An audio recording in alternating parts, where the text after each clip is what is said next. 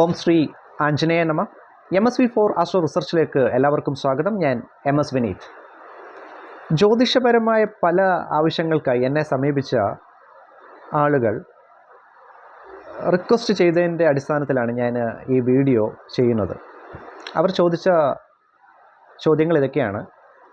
ജോലിപരമായ തടസ്സം ജീവിതത്തിലുണ്ട്, അതിൻ്റെ മനക്ലേശം ഒരുപാടാണ്, എങ്ങനെ ആ മനക്ലേശത്തിൽ നിന്ന് രക്ഷപ്പെടാം, അങ്ങനെ ഒരു വീഡിയോ ചെയ്യാമോ?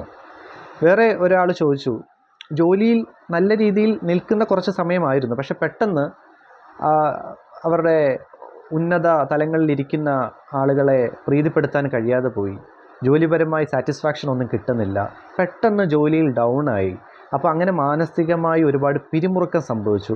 എങ്ങനെ ആ പിരിമുറുക്കത്തിൽ നിന്ന് രക്ഷപ്പെടാം, എന്താണ് അതിനൊരു പരിഹാരം, അതിനെക്കുറിച്ചൊരു വീഡിയോ ചെയ്യുമെന്ന് ചോദിച്ചു. മറ്റൊരാൾ എന്നോട് ചോദിക്കുകയുണ്ടായി, വീട്ടിലെപ്പോഴും പ്രശ്നമാണ്, മാനസികമായി അലട്ടുന്നു, എങ്ങനെ ഇതിൽ നിന്നൊരു പരിഹാരം, ജീവിതത്തിൻ്റെ അർത്ഥമില്ല എന്ന് തോന്നുന്നു, എന്തെങ്കിലും പരിഹാരമുണ്ടോ, ഒരു വീഡിയോ ചെയ്യാൻ സാധിക്കുമോ, ഇങ്ങനെയുള്ള കാര്യങ്ങൾ ചോദിച്ചിരുന്നു. അപ്പോൾ എല്ലാത്തിനെയും അടിസ്ഥാനപ്പെടുത്തി ആണ് ഞാൻ ഈ വീഡിയോ ചെയ്യുന്നത്. അത് മാത്രമല്ല, ഇപ്പോൾ ഏകാദശി വ്രതവും അടുത്ത് വരികയാണ്. അപ്പോൾ എല്ലാം കൂടെ കണക്കിലെടുത്ത് ഇന്ന് വീഡിയോ ചെയ്യാമെന്ന് എനിക്ക് തോന്നി. അപ്പോൾ ഇതിന് പരിഹാരമായിട്ട് വിഷ്ണു ഭഗവാനെ പ്രാർത്ഥിക്കുക, അതാണ് ഇതിന് പ്രധാനമായി ചെയ്യേണ്ടത്. വിഷ്ണു ഭഗവാന്റെ വളരെ ലളിതമായ ഒരു ത്രിമന്ത്രമുണ്ട്. അത് നിങ്ങൾ ഒരു ദിവസം ഒരു 108 തവണ വിളക്ക് തെളിയിച്ച് ജപിക്കാവുന്നതാണ്. ഈ മന്ത്രം ഞാൻ പറയാം. ഓം അച്യുതായ നമ, ഓം അനന്തായ നമ, ഓം ഗോവിന്ദായ നമ. ഈ മന്ത്രം വളരെ ലളിതമായ മന്ത്രമാണ്. ഇത് നിങ്ങൾക്ക് 108 തവണ സന്ധ്യയ്ക്ക് വിളക്ക് തെളിയിച്ച് ജപിക്കാവുന്നതാണ്.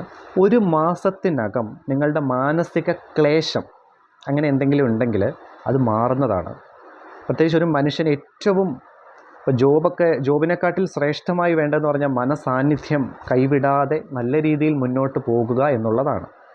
അപ്പോൾ അവിടെ നിങ്ങൾ തെറ്റിക്കഴിഞ്ഞാൽ ജീവിതത്തിൽ എല്ലാം തെറ്റും. അപ്പം അതാണ് ആദ്യമായി പ്രൈമറി ഫാക്ടർ. ആദ്യമായി നിങ്ങൾ ശ്രദ്ധിക്കേണ്ടത് മനക്ലേശം എങ്ങനെ ഒഴിവാക്കി നല്ല രീതിയിൽ എങ്ങനെ മനസ്സിനെ കൊണ്ടുപോകാം. അവിടെ നിങ്ങൾ വിജയിച്ചാൽ നിങ്ങൾക്ക് ചെയ്യുന്നതെല്ലാം പൂർണ്ണതയിൽ എത്തുകയാണ് ചെയ്യുന്നത്. അപ്പം ഞാൻ ഈ പറഞ്ഞ മന്ത്രം നിങ്ങളൊന്ന് ജപിച്ചു നോക്കൂ.